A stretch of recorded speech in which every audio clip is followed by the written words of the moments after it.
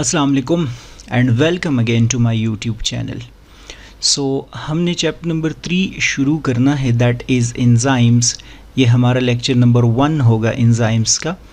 हमने इस लेक्चर में ये अंडरस्टैंड करना है कि एंजाइम्स क्या होते हैं, कहाँ होते हैं, क्या करते हैं बॉडी के अंदर, और हमने फिर इसी लेक्चर के अंदर एंजाइम्स का स्ट्रक्चर समझना है। सो लेक्चर वैसे काफ़ी आसान है, ऑलरेडी आप लोगों को ये आता है, इसमें कोई मुश्किल बातें इतनी ज़्यादा नहीं है, लेकिन बहुत सारी बातें ऐसी भी है जो आप लोगों को नहीं आती, आप लोगों ने पहले कभी नहीं सुनी होंगी। तो कोशिश कर ले कि कंसेप्ट्स इसके क्लियर कर दे, इस वाले चैप्टर को आप लोग इतना इजी ना ले। सो हमने देखना है, डिस्कस करना है एंजाइम्स क्या होते हैं। मैंने सबसे पहला पॉइंट यहाँ पर अपने साथ नोट किया है कि thousands of chemical reactions occur in every cell of the body known as metabolism. मैं आप लोगों को लेक्चर नंबर 1 में भी बता चुका हूँ, ऑलरेडी आइडिया दे चुका हूँ चैप्टर नंबर 1 में, कि जब भी हम सेल की बात करते हैं या जब भी हम लिविंग थिंग की बात करते हैं तो आप लोग बोलते हैं कि सेल या लिविंग थिंग के अंदर केमिकल रिएक्शंस होते हैं और उन केमिकल रिएक्शंस को हम मेटाबॉलिज्म बोलते हैं। सपोज़ करते हैं फॉर वाइल कि ये हमारे पास एक सेल है, इस सेल के अंदर हज़ारों की तादाद में रिएक्शंस होते हैं और उनको हम मेटाबॉलिज्म बोलते हैं। These reactions must be carried out very quickly so that their product can be utilized in various life activities. ये जो रिएक्शंस यहाँ पर सेल के इनसाइड अगर हो रहे हैं, इसका पर्पस क्या होता है? इसका पर्पस ये है कि इसमें जितनी भी चीज़ें बन रही है उन चीज़ों को किसी न किसी तरीक़े से इस्तेमाल किया जाए, यूज़ किया जाए बॉडी के अंदर। सपोज़ करते हैं फॉर वाइल की केमिकल रिएक्शंस होते हैं तो उसमें देयर आर चांसेस कि एनर्जी बन रही है, केमिकल रिएक्शंस हो रहे हैं तो देयर आर चांसेस कि उसमें बिल्डिंग ब्लॉक्स बन रहे हैं ताकि ये सेल ग्रो कर जाए या रिप्रोड्यूस कर जाए। केमिकल रिएक्शंस हो रहे हैं तो देयर आर चांसेस उसमें हार्मोन्स बन जाए, कुछ भी हो जाए। लेकिन यहाँ पर आइडिया क्या डिस्कस किया है कि इन रिएक्शंस को क्विक होना चाहिए, स्लो नहीं होना चाहिए। अगर ये रिएक्शन स्लो होते रहे तो फिर क्या होगा? फिर तो ये सेल आप समझे कि डेड हो जाएगा। इनके जो प्रोडक्ट्स बनेंगे केमिकल रिएक्शंस में वो तो यूटिलाइज ही नहीं होते। इन रिएक्शंस को फास्ट होना चाहिए, तेज़ अकर होना चाहिए ताकि कुछ ना कुछ उसका फ़ायदा तो हो जाए सेल को।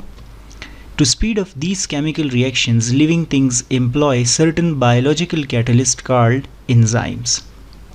अब इन रिएक्शंस का क्विक अकर होना ज़रूरी है, तो सेल उनको क्विक कैसे करते हैं? लिविंग थिंग्स उन रिएक्शंस को क्विक कैसे करा रहे होते हैं?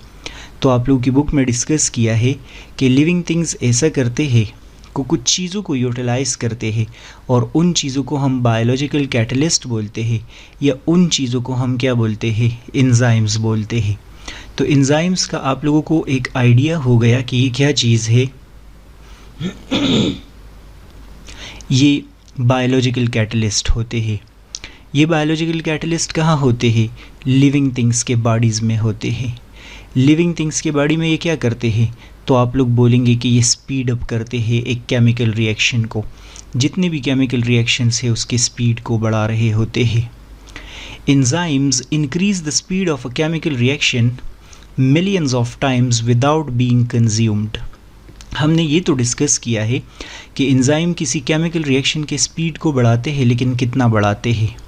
तो यहाँ पर मैंने नोट किया है कि ये किसी केमिकल रिएक्शन के स्पीड को मिलियंस ऑफ टाइम्स बढ़ाते हैं। मिलियंस ऑफ टाइम्स का मतलब कि जो रिएक्शन आप समझे मिलियंस ऑफ ईयर्स में हो रहा होता है, एंजाइम उसको सेकंड्स के हिसाब से करवा देता है। देयर आर सर्टेन रिएक्शंस जिसके हवाले से एस्टिमेट लगाया जाता है कि अगर एंजाइम ना हो तो एक रिएक्शन है, उस रिएक्शन में आप समझे कि 78 मिलियन ईयर्स जो है वो लग जाएंगे।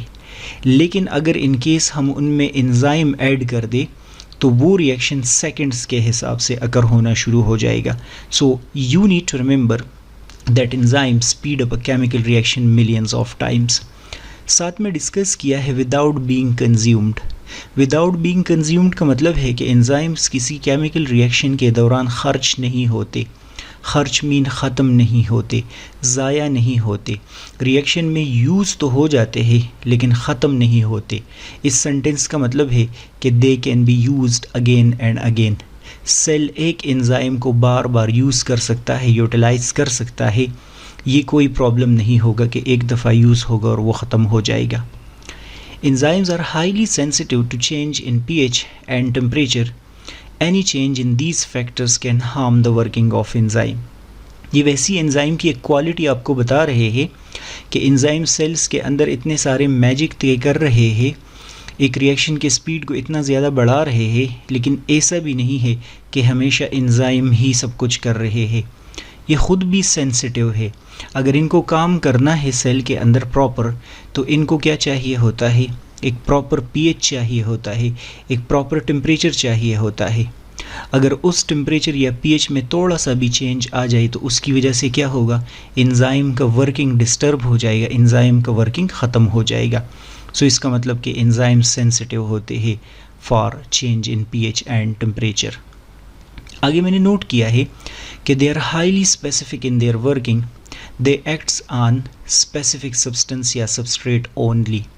एंजाइम के इंट्रोडक्शन में आप लोग ये बात याद रखेंगे कि ये किसी केमिकल रिएक्शन के स्पीड को मिलियंस ऑफ टाइम्स बढ़ाते हैं, सेंसिटिव होते हैं to change in pH and temperature, लेकिन इसी के साथ साथ आप लोग डिस्कस करेंगे अपने वर्किंग में ये स्पेसिफिक होते हैं। वर्किंग में स्पेसिफिक का मतलब कि सुक्रेज जो एंजाइम है वो सिर्फ़ और सिर्फ सुक्रोज पे एक्ट करेगा, लैक्टेज एंजाइम लैक्टोज पे करेगा, एमाइलेज एंजाइम सिर्फ और सिर्फ स्टार्च को ब्रेक करेगा। ऐसा नहीं हो सकता कि एमाइलेज एंजाइम सुक्रोज को ब्रेक करना शुरू कर दे, प्रोटीएज एंजाइम लिपिड को ब्रेक करना शुरू कर दे। नहीं, स्पेसिफिक चीज़ को डाइजेस्ट करने के लिए स्पेसिफिक एंजाइम होगा। So they are specific in their working. आगे मैंने नोट किया है कि they can work in vivo as well as in vitro. ये जो एंजाइम्स है ये सेल के इनसाइड भी वर्क कर रहे होते हैं। इन वाइवो का मतलब होता है सेल के अंदर। जिस तरह ग्लाइकोलिसिस के एंजाइम्स को आप लोग देख ले, वो सेल के अंदर वर्क कर रहे होते हैं। As well as in vitro, इनको अगर हम सेल से बाहर निकाल दे तो भी ये काम कर सकते हैं। इन विट्रो का मतलब in lab, in glassware. Glassware normally हम पेट्री प्लेट वगैरह लैब के अंदर ले रहे होते हैं ना।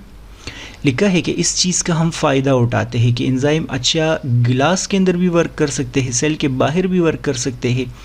तो लिखा है कि some detergent contain enzyme that are use to clean stains from cloth. जो आप लोग सर्फ वगैरह के डिटर्जेंट्स के अक्सर कमर्शियल्स देख रहे होते हैं टीवी पे, तो उसके अंदर इन्होंने क्या किया होता है, कुछ एंजाइम्स अक्सर ऐड किए होते हैं डिटर्जेंट्स में। तो वो क्या करते हैं, वो असल में स्टेन्स को डाइजेस्ट करते हैं। सपोज़ करते हैं प्रोटीन का एक दाग है कपड़ों के ऊपर, तो उसको रिमूव करने के लिए सिंपल वाटर तो नहीं यूज़ कर सकते ना, वो तो डाइजेस्ट ही उसको नहीं कर सकता। तो डिटर्जेंट्स वाले बोलते हैं कि हमने इसमें ऐसे एंजाइम्स ऐड कर दिए हैं जो कि प्रोटीन को डाइजेस्ट कर देंगे, तो दाग वहाँ से चला जाएगा, स्टेन वहाँ से चला जाएगा। सो ये किस चीज़ को जस्टिफाई कर रहा है कि सेल के आउटसाइड भी एंजाइम्स वर्क कर सकते हैं। They increase the speed of a chemical reaction by lowering the need of activation energy. हमने अभी तो डिस्कस किया है कि केमिकल रिएक्शन के स्पीड को इंतहाई ज़्यादा बढ़ाते हैं, लेकिन कैसे बढ़ाते हैं। तो यहाँ पर इस सेंटेंस के अंदर मेंशन किया है कि एंजाइम किसी रिएक्शन के स्पीड को बढ़ाते हैं उनके लिए एक्टिवेशन एनर्जी को कम करके। अब एक्टिवेशन एनर्जी क्या होता है, तो आप लोग बोलेंगे कि energy that is required to start a chemical reaction is called activation energy. वो एनर्जी जो कि किसी रिएक्शन को स्टार्ट करने के लिए रिक्वायर्ड होती है उसको हम क्या बोलते हैं, एक्टिवेशन एनर्जी बोलते हैं। सपोज़ करते हैं फॉर वाइल मैं बोलता हूँ कि एक रिएक्शन 100 डिग्री सेल्सियस पे अगर हो रहा है। सो वो रिएक्शन अगर इन केस 100 डिग्री सेल्सियस पे अगर हो रहा है तो उसको करने के लिए हमें 100 डिग्री सेल्सियस प्रोवाइड करना होगा। लेकिन अपने बॉडी को तो हम 100 डिग्री सेल्सियस नहीं प्रोवाइड कर सकते ना। हमारे बॉडी में क्या है, हमारे बॉडी में एंजाइम्स मौजूद है। वो क्या करते हैं, एक्टिवेशन एनर्जी को कम करते हैं। तो वही रिएक्शन जो 100 डिग्री सेल्सियस पे होना था वो हमारे बॉडी में 37 डिग्री सेल्सियस पे होना शुरू हो जाता है। सो एक्टिवेशन एनर्जी एक सिंपल सा कंसेप्ट है, आगे डिटेल में हम इसको डिस्कस करेंगे कि ये किसी रिएक्शन के लिए इस वजह से रिक्वायर्ड होता है ताकि रिएक्शन को शुरू कर दे। आगे मैंने नोट किया है कि the substance eight which enzyme act is called substrate and convert it into product. Suppose करते हैं फॉर वाइल ये एक सब्सटेंस है और इस सब्सटेंस पे ये एंजाइम एक्ट कर रहा है, तो इस सब्सटेंस को क्या बोलते हैं, सबस्ट्रेट हम इसको बोलते हैं। और थोड़ी देर बाद ये किस चीज़ में कन्वर्ट हो जाएगा, प्रोडक्ट में कन्वर्ट हो जाएगा। और इंट्रोडक्शन में मैंने लास्ट पॉइंट डिस्कस किया है कि they exist in a cell is colloids. Cell के अंदर आप समझिए कि ये जेल लाइक रहते हैं, डिज़ोल्व फॉर्म में रहते हैं, लेकिन कम्प्लीटली डिज़ोल्व फॉर्म में नहीं रहते। समहाउ आप बोल सकते हैं कि ये जेल फॉर्म में वहाँ पर मौजूद होते हैं सेल के अंदर, क्योंकि आगे जाके आप लोग डिस्कस करेंगे ये टर्शरी या क्वाटरनरी प्रोटीन होते हैं, तो वो तो वैसे भी डिज़ोल्व हो रहे होते हैं। ये है एंजाइम्स का इंट्रोडक्शन। मैं बस इसको 1 मिनट में रिवाइज कर देता हूँ, आप लोग इस पेज को ज़रा अंडरस्टैंड कर लें। सबसे पहला पॉइंट मैंने आप लोगों को बताया है कि सेल के अंदर हज़ारों की तादाद में रिएक्शंस अकर हो रहे हैं। उन रिएक्शंस को क्विक अकर होना चाहिए ताकि उसके उन रिएक्शंस में जो चीज़ें बन रही है उसको यूटिलाइज़ किया जाए। अब लिविंग थिंग्स में इन रिएक्शंस के स्पीड को कैसे बढ़ाया जाता है, कुछ एंजाइम्स मौजूद होते हैं बॉडी के अंदर। एंजाइम्स ऐसे सब्सटेंसेस है जो कि किसी रिएक्शन के स्पीड को मिलियंस ऑफ टाइम्स बढ़ा रहे होते हैं, और ये वहाँ पर ख़र्च भी नहीं होते, ज़ाया भी नहीं होते। इसका मतलब इसको बार बार यूज़ किया जा सकता है। एंजाइम अपनी वर्किंग में हाईली स्पेसिफिक होते हैं। ये अपने एक्ट करने के लिए एक स्पेसिफिक सब्सटेंस चाहिए होता है जिसको हम सबस्ट्रेट बोलते हैं। एंजाइम सेल के अंदर भी वर्क कर सकते हैं, बॉडी के अंदर भी वर्क कर सकते हैं और बॉडी के आउटसाइड भी वर्क कर सकते हैं। इन विट्रो और इन वाइवो की मैं बात कर रहा हूँ।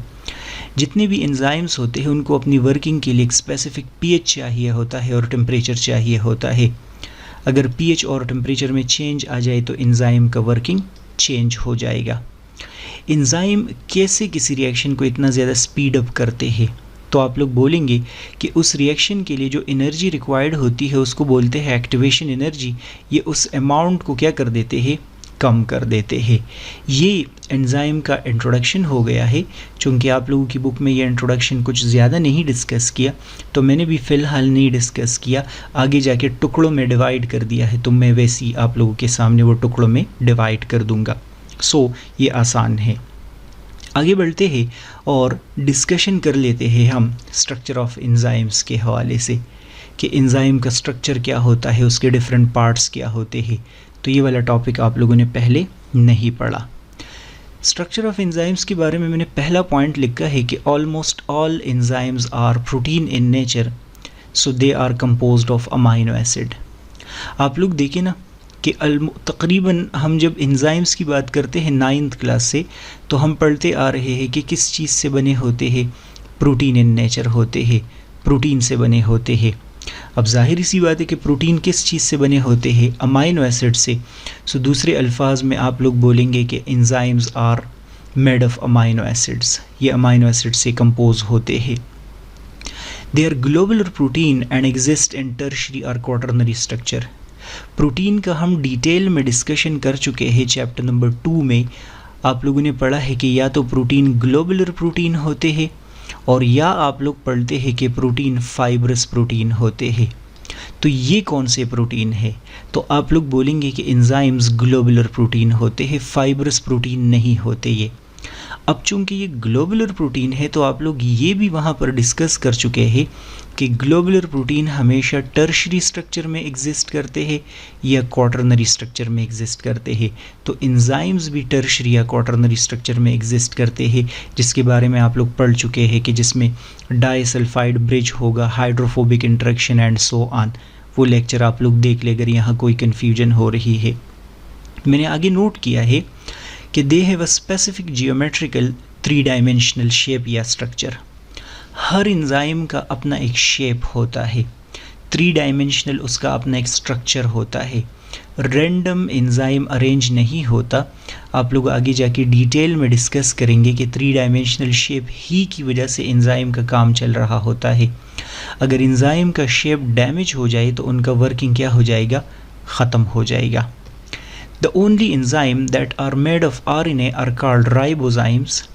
Ribozymes are commonly found in ribosome. हमने यहाँ तो बात की है कि almost all of the enzymes are protein in nature या globular protein in nature, लेकिन you need to remember कि देयर आर सर्टन एंजाइम्स जो कि प्रोटीन से नहीं बने होते, वो आरएनए से बने होते हैं, और वो एंजाइम्स जो आरएनए से बने होते हैं उसको हम बोलते हैं राइबोजाइम्स। क्या हम उसको बोलते हैं? राइबोजाइम्स। इसके ऊपर स्टार लगा ले, ये पॉइंट आप लोगों के लिए बहुत ज़्यादा इंपॉर्टेंट है पेपर के लिए। राइबोजाइम्स कहाँ होते हैं? चूँकि हमने तो ये पहले कभी नहीं सुना, तो मैंने लिखा है कि they are found in ribosome. Ribozymes कहाँ पाए जाते हैं? राइबोसोम के अंदर पाए जाते हैं। और वैसे भी आप लोग राइबोसोम का फंक्शन पता है तो वो राइबोसोम का फंक्शन हो जाएगा। मैंने यहाँ पर लिखा है कि for example the example of ribozyme enzyme is peptidyl transferase. Peptidyl transferase क्या है? ये एक एंजाइम है जो कि आरएनए इन नेचर होता है। It is present in ribosome and play an important role in protein synthesis. ये तो खैर सबको पता है कि राइबोजाइम्स जो है वो आरएनए में पाए जाते हैं, और राइबोजाइम्स आरएनए से बने होते हैं, ये राइबोसोम्स में पाए जाते हैं, और आप लोग बोलते हैं कि ये पॉलीपेप्टाइड सिंथेसिस या प्रोटीन सिंथेसिस में अपना रोल प्ले करते हैं। राइबोजाइम एंजाइम का एग्जाम्पल कौन सा है? Peptidyl transferase. इस चीज़ का आप लोगों ने ख्याल रखना है, ये आप लोगों के लिए बहुत ज़्यादा ज़रूरी है। हमने क्या करना है? हमने स्ट्रक्चर ऑफ एंजाइम डिस्कस करना है, लेकिन सिर्फ और सिर्फ प्रोटीन एंजाइम का स्ट्रक्चर हमने पढ़ना है। हमने आरएनए जो एंजाइम है या राइबोजाइम एंजाइम है उसका स्ट्रक्चर हमने नहीं डिस्कस करना। सो आसान है, आप लोग इसको कोशिश कर ले, अंडरस्टैंड कर ले। बुक में भी आसान सा लिखा तो मेरे ख्याल में ऑलमोस्ट मैंने पॉइंट सारे बुक से उठाए हैं। The catalytic activity of protein enzyme is located in a small reason called active site. अभी हमने डिस्कस किया ना कि एंजाइम एक ग्लोबुलर शेप होता है, एक स्पेसिफिक स्ट्रक्चर होता है। तो लिखा है कि हर एंजाइम के पास एक छोटा सा रीजन मौजूद होता है, और उस छोटे से रीजन ही की वजह से एंजाइम्स की जो कैटालिटिक एक्टिविटी है वो हो रही होती है। इस छोटे से रीजन की वजह से एंजाइम अपना एक्शन कर रहा होता है, और स्मॉल डिप्रेशन को हम बोलते हैं एक्टिव साइट। इसी की वजह से एंजाइम केमिकल रिएक्शन को कैटलाइज कर रहा होता है। Active site is a small charge bearing 3-dimensional cavity which accommodates substrate molecule। ये जो एक्टिव साइट होता है इसका बाकायदा अपना एक स्पेसिफिक शेप होता है, पहली बात तो ये है। और स्पेसिफिक शेप होने के साथ साथ आप लोग बोलेंगे कि इसके अंदर अपने कुछ स्पेसिफिक अमाइनो एसिड्स भी मौजूद होते हैं, और ये जो स्पेसिफिक अमाइनो एसिड है ये किसी स्पेसिफिक सबस्ट्रेट को ही एकोमोडेट कर सकते हैं। वो अगर यहाँ पर फिट हो गया तो एक्टिविटी हो जाएगी। सो एक्टिव साइट एंजाइम का बहुत ज़्यादा ज़रूरी है, अगर ये डैमेज हो गया तो एंजाइम वर्किंग नहीं करेगा। आगे मैंने नोट किया है कि substrate molecule binds with active site bye non covalent interaction, i.e. Hydrogen bonding and hydrophobic interaction. ये जो आप लोग एंजाइम का एक्टिव साइट देख रहे हैं, इसके साथ मैंने आप लोगों को अभी बताया है कि एक सबस्ट्रेट मॉलिक्यूल आएगा और वो सबस्ट्रेट मॉलिक्यूल यहाँ पर अटैच होगा। साथ में एक कंडीशन लिखा है कि सबस्ट्रेट ने अगर इस एंजाइम के साथ अटैच होना है एक्टिव साइट के साथ, तो इनको नॉन कोवेलेंट इंटरेक्शन की मदद से अटैच होना पड़ेगा। नॉन कोवेलेंट इंटरेक्शन का मतलब हाइड्रोजन बॉन्डिंग की मदद से या हाइड्रोफोबिक इंटरेक्शन की मदद से अटैच होना पड़ेगा। अगर बाय चांस इन दोनों के बीच में कोवेलेंट बॉन्ड बन गया तो ये सबस्ट्रेट तो इस एंजाइम का परमानेंट हिस्सा बन जाएगा, और अगर ये परमानेंट हिस्सा बन गया तो फिर एंजाइम का तो वर्किंग ही ख़त्म हो जाएगा। So you need to remember this binding of the enzyme and substrate occur always with the help of non covalent interaction. Covalent bond इनमें नहीं बनना चाहिए, एल्स ये तो एक दूसरे का हिस्सा बन जाएंगे। Active site of an enzyme is made of 3 to 12 amino acid.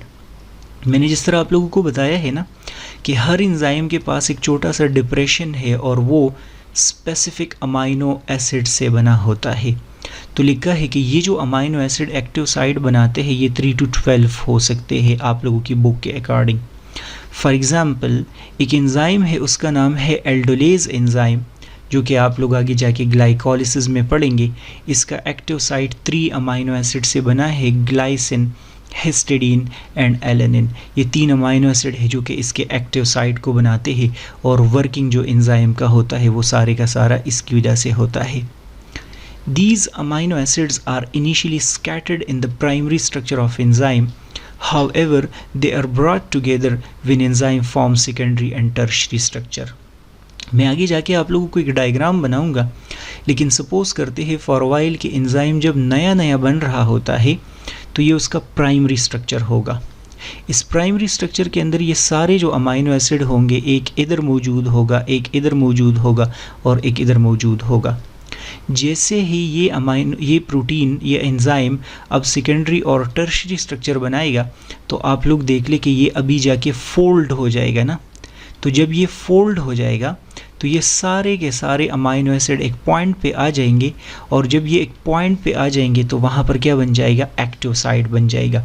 तो प्राइमरी स्ट्रक्चर में ये अमाइनो एसिड दूर दूर एक दूसरे से पड़े होते हैं, लेकिन जब एंजाइम फोल्ड बना लेता है सेकेंडरी टर्शियरी क्वाटरनरी स्ट्रक्चर में तो ये अमाइनो एसिड एक दूसरे के साथ क्लोज आ जाते हैं और उसकी वजह से क्या बन जाता है, एक्टिव साइट बन जाता है।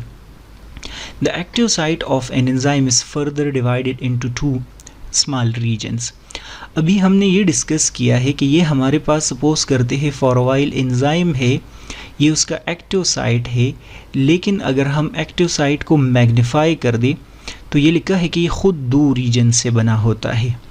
उन दो रीजन्स के बारे में डिस्कस किया है यहाँ पर कि एक को हम बोलते हैं बाइंडिंग साइट और एक को हम बोलते हैं कैटालिटिक साइट। सो कंसिडर करते हैं फॉर वाइल कि ये हमारे पास एक एंजाइम है, ये उसका आप लोग कंसिडर कर ले एक्टिव साइट है। इस एक्टिव साइट के अंदर ये वाला आप लोग बाइंडिंग साइट कंसिडर कर ले और ये वाला आप लोग इसके अंदर कैटालिटिक साइट कंसिडर कर ले।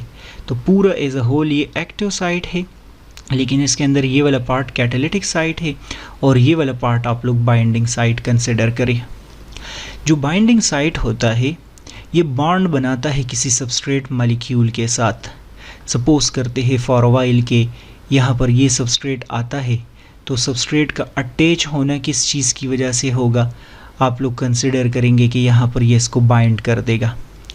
कैटालिटिक साइट इसमें रिएक्शन को कैटलाइज कर देगा। कैटलाइज आगे जाके हम डिस्कस करेंगे। देयर आर चांसेस कि इस मॉलिक्यूल के अंदर बॉन्ड को स्ट्रेच कर दिया जाए, इनको ब्रेक कर दिया जाए। देयर आर चांसेस कि ये कैटालिटिक साइट जो है ये इस पूरे के पूरे मॉलिक्यूल के ऊपर, सबस्ट्रेट मॉलिक्यूल के ऊपर चार्ज चेंज कर दे। तरीक़ा जो भी होगा वो डिफरेंट तरीक़े हो सकते हैं, लेकिन बाइंडिंग साइट ने सबस्ट्रेट मॉलिक्यूल को होल्ड करके रखना है, पकड़ के रखना है, और कैटालिटिक साइट ने उसके साथ अपना काम करना है, उसको ब्रेक करना है, बॉन्ड बनाना है, क्या करना है उसके साथ, वो यही कैटालिटिक साइट जो है वो करेगा। जो अभी मैंने थोड़ी देर पहले आप लोगों को एक आइडिया दिया है कि primary structure normally open structure होता है। ये देख लीजिए अलग अमाइनो एसिड, अलग अमाइनो एसिड, अलग अमाइनो एसिड दूर दूर पड़े हैं, लेकिन जैसे ही ये यहाँ पर फोल्ड हो गया तो आप लोग देख ले सारे अमाइनो एसिड इस रीजन में आ गए फोल्डिंग की वजह से, और ये वाला रीजन क्या बन गया, एक्टिव साइट बन गया। तो ये बात आप लोगों को पता होनी चाहिए। बुक के अंदर डायग्राम है, इस वजह से मैंने नोट किया है।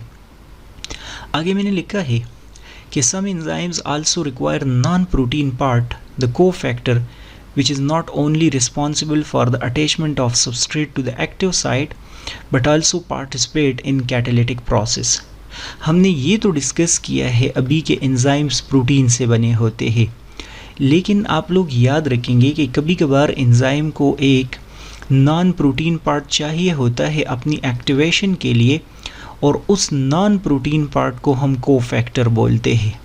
सो कोफैक्टर क्या चीज़ है, आप लोग बोलेंगे कि ये एंजाइम का नॉन प्रोटीन पार्ट होता है, प्रोटीन से नहीं बना होता।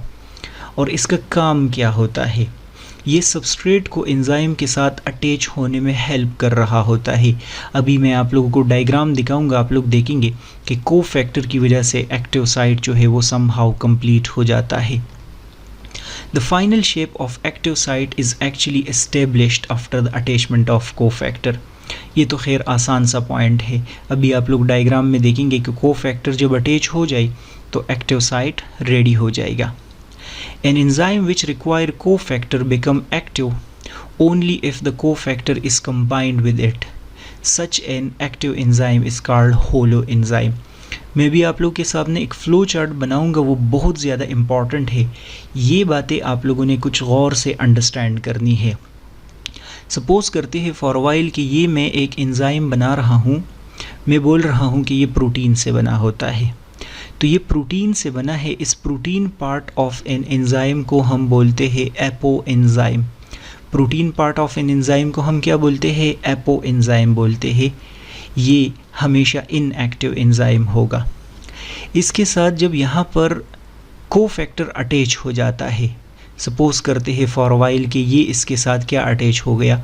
कोफैक्टर अटैच हो गया ब्लैक कलर का, तो अब ये एंजाइम कंप्लीट हो गया। और कंप्लीटली एक्टिव एंजाइम को हम क्या बोलते हैं? होलो एंजाइम बोलते हैं।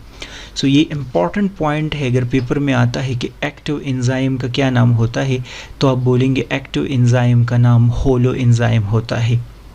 और ये एक्टिव कब हो सकता है? जब इसके साथ नॉन प्रोटीन पार्ट या कोफैक्टर अटैच हो जाए। मैं भी फ्लो चार्ट बनाऊंगा, लेकिन आप लोग ये डायग्राम देख ले। ये डायग्राम अगर आप लोग नोट कर रहे हैं तो इसमें ये जो ब्लू कलर का आप लोगों को स्ट्रक्चर नज़र आ रहा है, ये एंजाइम का प्रोटीन पार्ट है। और protein part of an enzyme को मैंने अभी आप लोगों को बोला है कि क्या बोलते हैं? एपो एंजाइम बोलते हैं। ये पार्ट जो आप लोगों को नज़र आ रहा है, ये कोफैक्टर है। इसको हम नॉन प्रोटीन पार्ट बोलते हैं, ये प्रोटीन से नहीं बना। जब ये कोफैक्टर इस एपो एंजाइम प्रोटीन पार्ट के साथ अटैच हो जाएगा, तो अब आप लोग देख ले कि एज अ होल ये वाला जो एंजाइम बन गया है ना, ये कम्प्लीटली एक्टिव एंजाइम बन गया है। तो एक्टिव एंजाइम को हम होलो एंजाइम बोलते हैं। अब ये सबस्ट्रेट को अकोमोडेट कर देगा और रिएक्शन अकर होना शुरू हो जाएगा। ये बातें मैंने अलग फ्लो चार्ट में लिखी है, उसमें मैं समझाऊंगा, वहाँ आसान होगी। If the cofactor is not available, the remaining part of enzyme become catalytically active and is called apoenzyme. इस डायग्राम में आप लोग देख लेना, ये कोफैक्टर आप हटा दे तो क्या बच जाएगा?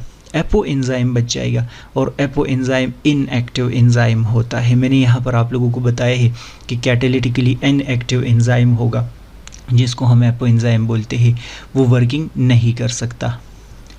On the other hand, the enzyme which do not require cofactor can also show active and inactive state.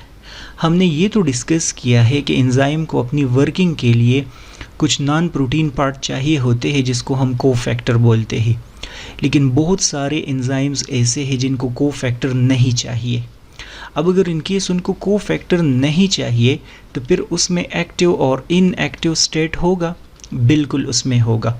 जब भी एंजाइम के एंड पे जेन आता है, GEN, जिस तरह आप लोग पढ़ते हैं पेप्सिनोजेन, या आप लोग पढ़ते हैं ट्रिप्सिनोजेन, या आप लोग पढ़ते हैं काइमोट्रिप्सिनोजेन, जब भी एंजाइम के एंड पे जेन आएगा तो आप बोलेंगे कि वो क्या होगा?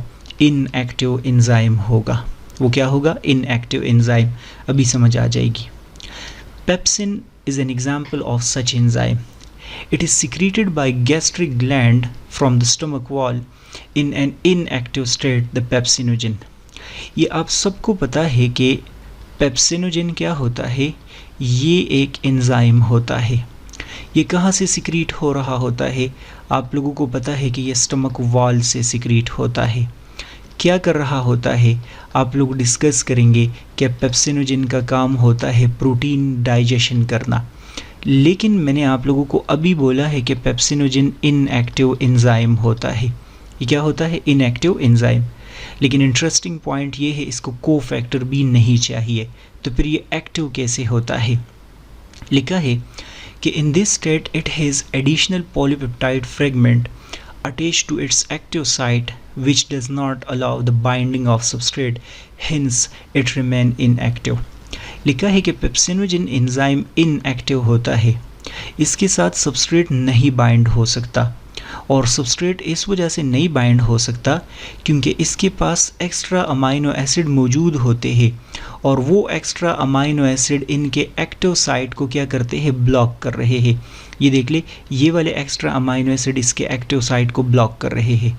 तो जब इसका एक्टिव साइट ब्लॉक हो रहा है तो फिर ये अपने वर्क कैसे करेगा? इसको अगर आपने एक्टिवेट करना है तो क्या करना पड़ेगा? सम ऑफ द अमाइनो एसिड को यहाँ से रिमूव करना पड़ेगा ताकि सबस्ट्रेट अटैच हो जाए। तो डिस्कस किया है कि when pepsinogen is exposed in HCl, the additional polypeptide fragment is removed. As a result, inactive apoenzyme pepsinogen is changed into active holoenzyme from pepsinogen. So आप लोग बोलेंगे कि ये जो पेप्सिनोजन एंजाइम है ये इनएक्टिव है, और मैंने आप लोगों को अभी बताया कि इनएक्टिव एंजाइम को हम क्या बोलते हैं, एपो एंजाइम बोलते हैं। अब इसको एक्टिव फॉर्म में कन्वर्ट करना है, मीन के इसको कन्वर्ट करना है किस चीज़ में, पेप्सिन में। तो पेप्सिन में ये कैसे कन्वर्ट होगा, तो आप लोग बोलेंगे कि HCl सिक्रीट हो जाता है, और जब HCl सिक्रीट होता है तो वो HCl क्या करता है, वो यहाँ से सम ऑफ द अमाइनो एसिड को डिलीट कर देता है। तो ये पेप्सिनोजन से पेप्सिन बन जाएगा। इसका मतलब हो गया कि एपो एंजाइम से होलो एंजाइम बन जाएगा। ये वाला MCQs अभी आप लोगों के नम्स 2024 में आया था कि किस एंजाइम को कोफैक्टर नहीं चाहिए। ये आप लोग नोट कर लिए। सपोज करते हैं फॉर वाइल हमारे पास एक पेप्सिनोजन एंजाइम है, ये यहाँ पर एक्स्ट्रा अमाइनो एसिड इसके पास मौजूद है, इसको डिलीट करना चाहिए। तो आप लोग देख ले स्टमक के अंदर क्या हो जाएगा, HCl सिक्रीट हो जाएगा। वो HCl यहाँ से अमाइनो एसिड को डिलीट कर दिया, वो अमाइनो एसिड ये है, और ये एंजाइम आप लोग देख ले कि एक्टिवेट हो गया। सो ये वाला अब कौन सा है, ये पेप्सिन है। क्रेडिट किसको जाता है, HCl को। पेप्सिनोजन जब हो तो हम बोलेंगे इनएक्टिव है, और पेप्सिन जब हो तो हम बोलेंगे ये एक्टिव है। जब पेप्सिनोजन हो तो इसको हम बोलेंगे एपो एंजाइम, और जब ये एक्टिव एंजाइम हो तो हम फिर इसको बोलेंगे होलो एंजाइम। ये पूरी डिस्कशन मैंने यहाँ पर अपने तरीके से फ़्लो चार्ट के फॉर्म में अरेंज कर दी है। इस फ़्लो चार्ट को अगर इनकेस आप लोग एक दफ़ा देख लेंगे तो सब कुछ याद हो जाएगा, और कोफैक्टर्स के टाइप्स भी हमारे हो जाएंगे। सो मैंने लिखा है यहाँ पर कि जितने भी एंजाइम्स होते हैं आप लोग बोलेंगे कि उसके दो पार्ट्स हैं। एक को हम बोलते हैं प्रोटीन पार्ट, और दूसरे को हम बोलते हैं non protein part. Protein part को हम एपो एंजाइम बोलते हैं, और नॉन प्रोटीन पार्ट को हम कोफैक्टर बोलते हैं। नॉन प्रोटीन पार्ट को हम क्या बोलते हैं, कोफैक्टर नाम देते हैं। प्रोटीन पार्ट को हम एपो एंजाइम बोलते हैं। और जब ये दोनों एक दूसरे के साथ अटैच हो तो फिर ऐसे एक्टिव एंजाइम को हम होलो एंजाइम बोलते हैं। होलो एंजाइम एक्टिव एंजाइम होता है। आगे मैंने नोट किया है कि जो कोफैक्टर है वो दो तरह का हो सकता है, या तो कोफैक्टर ऑर्गेनिक इन नेचर होगा, और या कोफैक्टर आप लोग बोलेंगे इनऑर्गेनिक इन नेचर होगा। ऑर्गेनिक और इनऑर्गेनिक वाले डिबेट में नहीं जाते, लेकिन जिसमें CH बॉन्ड्स हो वो ऑर्गेनिक होगा, जिसमें नहीं हो वो इनऑर्गेनिक होगा। जो ऑर्गेनिक कोफैक्टर है वो दो तरह के हो सकते हैं। कभी कभार आप लोग डिस्कस करेंगे कि ऑर्गेनिक कोफैक्टर को एंजाइम होता है, और कभी कभार ऑर्गेनिक कोफैक्टर को हम प्रोस्थेटिक ग्रुप बोलते हैं। को एंजाइम कब बोलेंगे, प्रोस्थेटिक ग्रुप कब बोलेंगे, सो वो मैंने डिटेल्स यहाँ पर लिखी है। मैंने लिखा है कि को एंजाइम हम ऑर्गेनिक कोफैक्टर को तब बोलेंगे जब वो डिटैचेबल हो। डिटैचेबल का मतलब एंजाइम के साथ वर्किंग में अटैच हो जाए फिर वहाँ से डिलीट हो जाए। पर परमानेंटली अटैच नहीं होगा, वो वहाँ से हट जाएगा जब भी वर्किंग ना हो, पहली बात। दूसरी बात आप लोगों ने याद रखनी है को एंजाइम के हवाले से कि ये हमेशा कहाँ से आता है, हमारे पास वाइटामिन्स से। वाइटामिन्स हमें डाइट में स्मॉल अमाउंट में चाहिए होते हैं ना, तो ये क्यों हमें चाहिए, क्योंकि ये एंजाइम्स के लिए को एंजाइम के तौर पर एक्ट कर रहे होते हैं। और जो को एंजाइम्स के एग्जाम्पल्स है वो है ATP, NAD+ और FAD। चैप्टर नंबर 4 में हर जगह आप लोगों ने NAD और FAD और ATP का जिक्र किया है। ये तमाम के तमाम आप लोग डिस्कस करेंगे कि ये क्या होते हैं, को एंजाइम्स होते हैं। ये वाइटामिन से स्पेशली आते हैं, NAD और FAD आप लोग डिस्कस करेंगे। ठीक है, ये बात आप लोगों के लिए ज़रूरी है। जो प्रोस्थेटिक ग्रुप होता है, प्रोस्थेटिक ग्रुप के बारे में आप लोग याद रखेंगे कि ये डिटैचेबल नहीं होता, ये परमानेंट एंजाइम का हिस्सा होता है, हमेशा के लिए उसके साथ अटैच्ड होता है। तभी मैंने लिखा है कोवेलेंटली बॉन्डेड है। और नेक्स्ट पॉइंट मैंने नोट किया है कि इस प्रोस्थेटिक ग्रुप का जो एग्जाम्पल है वो है साइटोक्रोम एंजाइम में जो पोरफायरिन रिंग होता है। साइटोक्रोम ऑक्सीडेज, साइटोक्रोम रिडक्टेज वगैरह आप लोग वहाँ पर पढ़ चुके हैं चैप्टर नंबर 4 में। तो उस एंजाइम के पास पोरफायरिन रिंग होता है जो कि उसका हिस्सा होता है। जो इनऑर्गेनिक कोफैक्टर है ये इम्पॉर्टेंट है। पहली बात तो आप लोग ये याद रखेंगे कि इनऑर्गेनिक कोफैक्टर अक्सर मेटल आयन होता है। आगे मैं एग्जाम्पल्स आप लोगों को बताऊंगा। और ये जो मेटल आयन है ये अक्सर डिटैचेबल होता है, मीन के वर्किंग के दौरान अटैच होगा और फिर वहाँ से डिटैच हो जाएगा। और याद रखना है आप लोगों ने, इसको एक्टिवेटर बोलते हैं। ये अक्सर पेपर में आता है कि एक्टिवेटर क्या होता है, तो आप बोलेंगे कि जब भी कोफैक्टर इनऑर्गेनिक हो, डिटैचेबल हो, इसको एक्टिवेटर कहा जाता है। और इसके एग्जाम्पल कौन सा है, ये है आयरन, मैग्नीशियम, जिंक, कॉपर वगैरह। ये आप लोग देख ले हमें डाइट में मिल रहे होते हैं। इनऑर्गेनिक कोफैक्टर का जो एग्जाम्पल डिस्कस किया है ना आप लोगों की बुक में, ग्लाइकोलिसिस का पहला रिएक्शन है, यहाँ मैंने लिखा नहीं है लेकिन क्विक में समझाता हूँ। ग्लाइकोलिसिस के पहले रिएक्शन में ऐसा होता है कि ग्लूकोज मॉलिक्यूल कन्वर्ट हो जाता है किस चीज़ में, ग्लूकोज 6 फॉस्फेट में कन्वर्ट होता है।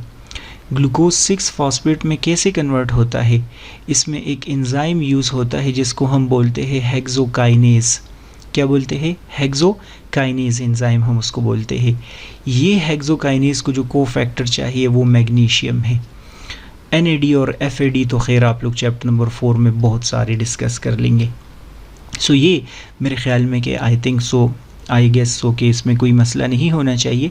कोई कन्फ्यूजन है तो आप लोग मुझे बताएंगे, और लाइक सब्सक्राइब शेयर करना चाहे तो वो भी कर ले, और बाकी आप लोग कोशिश कर ले कि अपने फ्रेंड्स फैमिली मेम्बर्स के साथ ये लेक्चर ज़रूर शेयर कर ले, उनको भी कहे सब्सक्राइब कर ले। और ऑनलाइन क्लासेस मेरी आप लोगों ने लेनी है तो उसका आप लोग मुझे कमेंट्स में बताएं और ज्वाइन कर ले, ऑलरेडी उसमें कुछ बच्चे पढ़ रहे हैं। नेक्स्ट वीडियो लेक्चर आप लोग देख ले। गुड बाय, अल्लाह हाफिज़।